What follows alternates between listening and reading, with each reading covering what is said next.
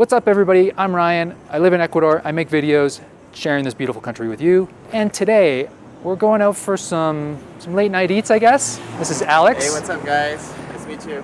Alex is gonna show me around. We're gonna drive around in his little, what is it? It's called a Kombi? Yeah. Kombi. I always just call it a Volkswagen hippie van. Yeah, that works too. Yeah, I'm excited to just go for a ride in it. And the sun's coming down and this place across the street just opened up and we're gonna check it out. It smells good, smoke's pouring out of it. That's a good sign. Let's do it. Try it out. Y'all don't know people like this. Y'all don't know people like this. Y'all don't know people like this. Let me see.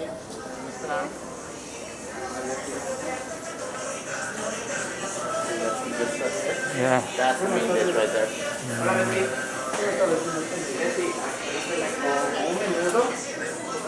Do you want something to drink? Coke? Yeah, just a Coke. Okay, y dos cosas. Yeah, I got it. Alright, so what we're gonna get is intestines. Yeah. There's two different ways to say it. One is just like the name of the sign. It's Chinchulines. That's one kind of way of saying it. And then the other one is called Tripa Mishky. Mishky. So the difference between this one and the other ones that they have, some of them do them like that, and you just eat them like that. But Okay. here, the difference in my favorite is because they put it with some potatoes and they make it into like a little soup, and it adds into the flavor because they make it out of like peanuts and stuff. It's really delicious. There's a lot of peanuts. They use a lot of peanuts in cooking here. Yeah, I like it. a lot. And then the other one is gonna call Menudo, which before what they used to do with that is that they would grab all the ingredients from like the cow, like the liver, intestines, everything, and they would just make it into a whole bowl, and then same thing. It's like a soup, but it's really, really good. Oh yeah. It's like a sweet-ish kind of soup. Before I came to Ecuador, like trying like all this, like stuff, it was kind of weird. Yeah. It's actually pretty good. Yeah, you get used to it. I've had intestine all over the world, so I'm ready for it. All right, so this is what it's called tripas, but like I told you, these are the intestines. So they wash it out really good. They take like a couple of days to wash it. So here you can see it. The linings, and they leave it inside, and then the outside is a tripa. So they do both. So that's why you kind of have to eat it quickly, because in the end, like this, it will start dissolving and it gets really chewy. Yeah. But then you get like the bacony, charcoaly flavor from the outside, which is the intestine part. So normally they do different grains, but you got, of course, here in the Sierra, you always eat a lot of potatoes. So that's like a given for sure.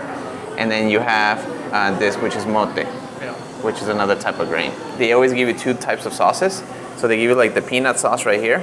So it's basically ají, which is, like hot sauce, but this is made out of peanuts. Okay, they just mush them in and then they just start like pounding on them until they release the liquid, and then that's what you get over here. So that's why you don't see the peanuts itself, but you get like the sauce. And then this one right here is the typical one, but this one is made out of tomate de árbol, which is the tomato tree, the one that you do the juice normally. Yeah, I think you tried it one time on the video. So you can see it does look like a tomato. Yeah, so then the same thing, but they make it into a juice. They just get like the pulp and they just take out the liquid and then they mix it up.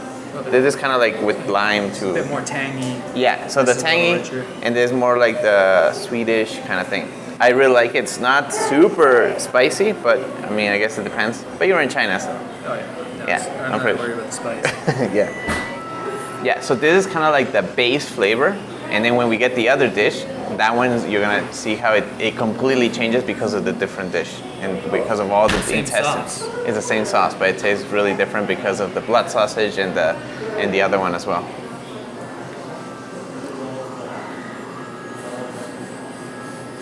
Normally here in Ecuador, what they say is that whenever you are a new visitor, like a foreigner, the idea is that you should come here first, eat this because it creates a lining in your stomach with the bacteria that are of the region.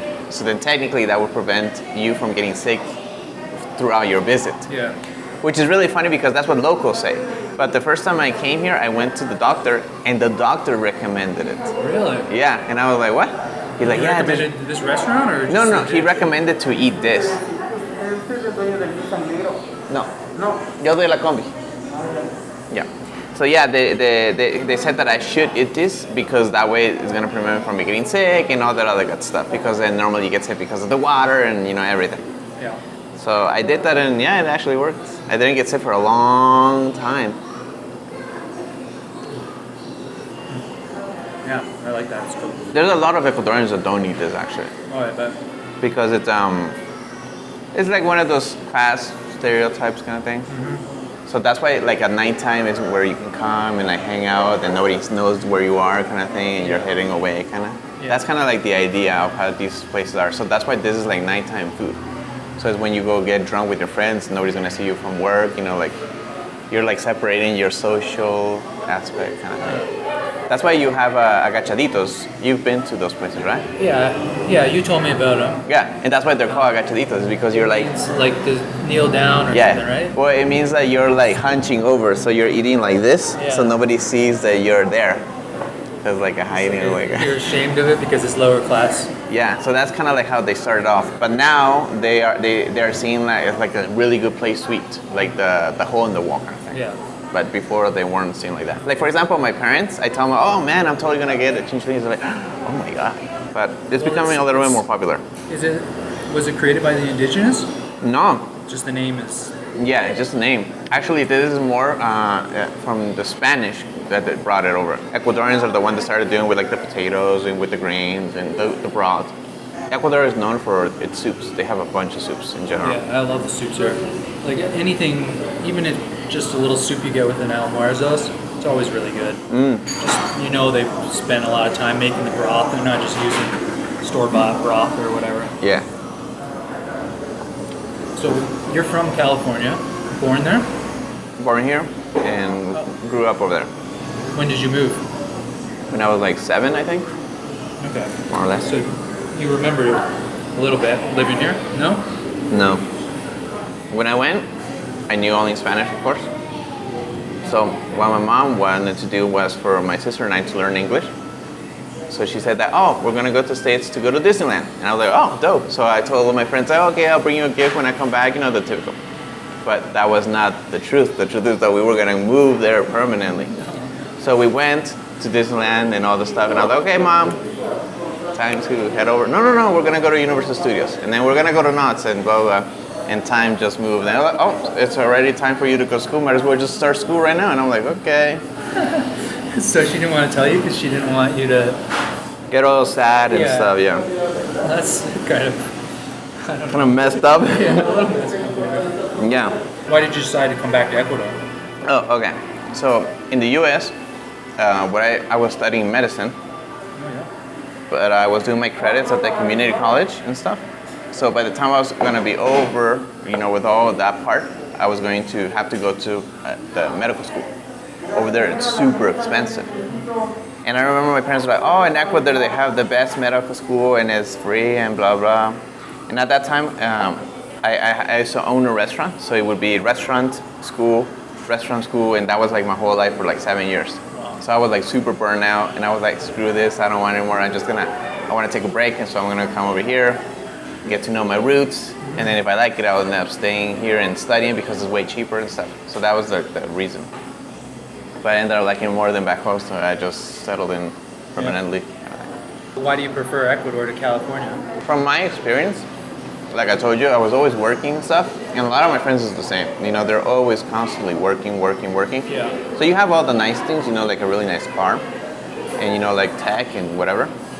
But you're always working. Like it's kind of like you live to work. Where here, I feel like it's like you work to live. Yeah. And that's kind of like what's ended up happening, at least to me. Back home, it was all my family. Even now, they're always working all the time. So that is what I don't like. So you have all these nice things, but because you're always so busy, it's like you can't really enjoy them. I mean, like I may not have the coolest car or like the best car, but like it gets me from point A to point B. Yeah. So that's what I need for now.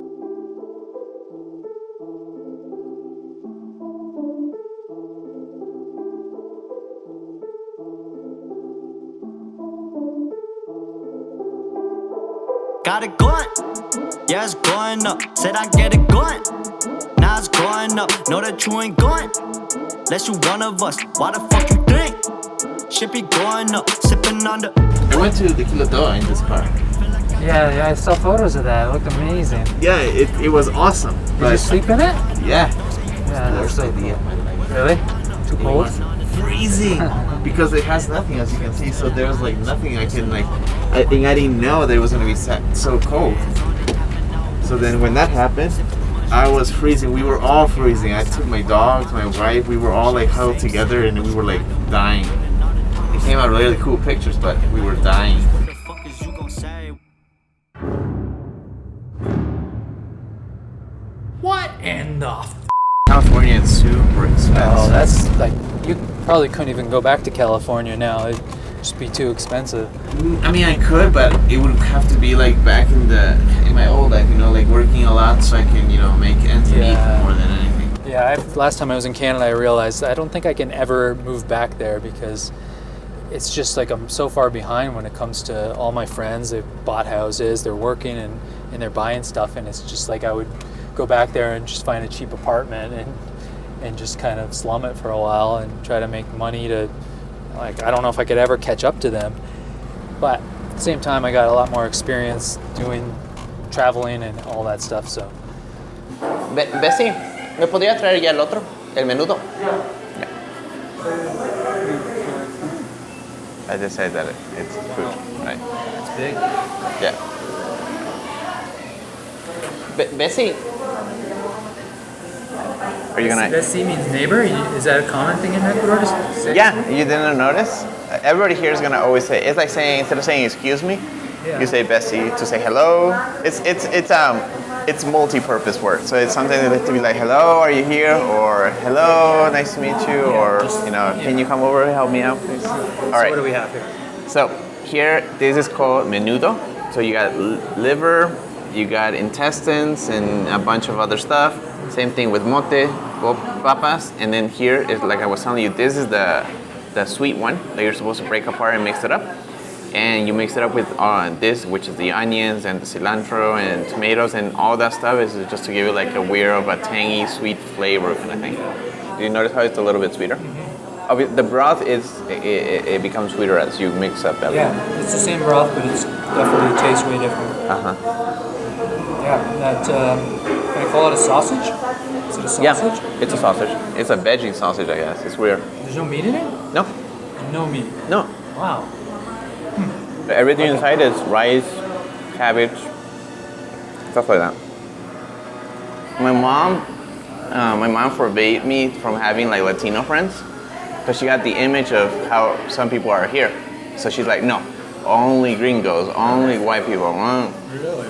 So I think like all my life over there, I had like 2 Latino friends in the whole entire time. So of course I forgot my Spanish. It was just very basic with my parents, you know, like I was speaking English, they were speaking Spanish, and it would be very, very basic. So when I came over here, it was like a super shock. It was just way too much stuff. So then I was like, what the hell? Like I didn't know like what to say at all in Spanish. How old were you? I think I was like 21. 21, that's when you moved here. That's when I moved here. Was it? Yeah, 21. So your mother must have been a little bit like, I took you out of that, and now you're going back. Yeah, definitely. Yeah. My parents had the image that Ecuador was like how they left it 30 years ago. They were like freaking out. They're like, how could you go over there? And you know, all this crazy stuff. And when I finally came to Quito, it was at the old airport, which is really close to here. It was really small, super small. Were you living in this area when this was still the airport? Yeah. But the old airport was only this part right here.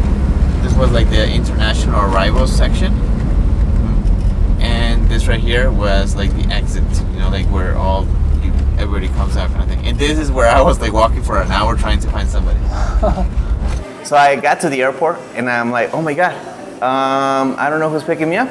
And I'm like, oh my God. So I was like for 1 hour walking, trying to look at people's faces to see if like something would like click. Yeah.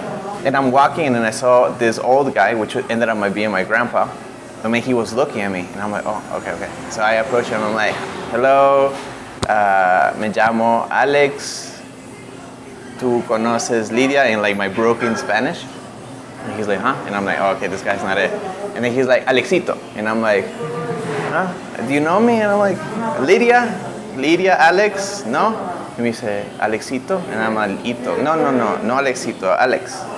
¿Tú conoces a mí? Like in really broken Spanish. He said, Alexito? And I'm like, yeah, Alexito, blah, blah, blah, blah, blah, in Spanish. And he grabbed me and I'm like, okay, Mr. Who is it? I have no idea, but okay. I'm like, okay, finally, hopefully it's somebody that really knows me and not some random dude. And then he took me to my family and everybody's like, hi, Alex, how are you, blah, blah. And I'm like, hello, random person that I have no idea. Did they speak English? No, all Spanish. So you got thrown into the language twice. So here I had to learn it because of that. And I remember my aunt, she told me like, oh, if you want to learn, you have to walk on the streets and like, you know, talk to people. So then I would like do this, you know, like go to restaurants and try food out and stuff, or buy like the food from the little carts. Yeah. Okay, so basically this neighborhood is called La Florida, which is the Cuban area. Oh. When Ecuador started accepting a lot of like people from like all over the place because of this, a lot of Cubans came here, so they all settled in this area. So that it's called like Little Florida, basically just as like it's a little, named because there's a lot of Cubans in Florida. So now it's exactly. So now it's called La Florida. So here you can get like the sandwich, and over here, if it's still open, yeah, right there with the white gate, that's where you can get authentic Cuban food. Wow. It's really good.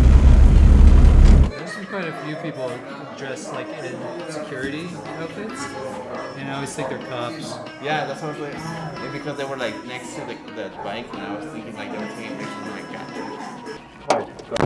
Okay, cool. And then just lock it so it doesn't open. What time is it now? It's 9:53. Really? Yeah. I'm a little bit worried because I got stuck out once. And it was, In the taxi. Oh, in the I couldn't Uber, get right? a taxi. Well, I can let's just I'm just gonna go and drop you off. It's better. It's no big deal. And then we'll just leave another brewery for another time before you leave. Yeah. So then you'll owe me another beer. Okay. Yeah. Good deal. That way it's more guaranteed. Yeah.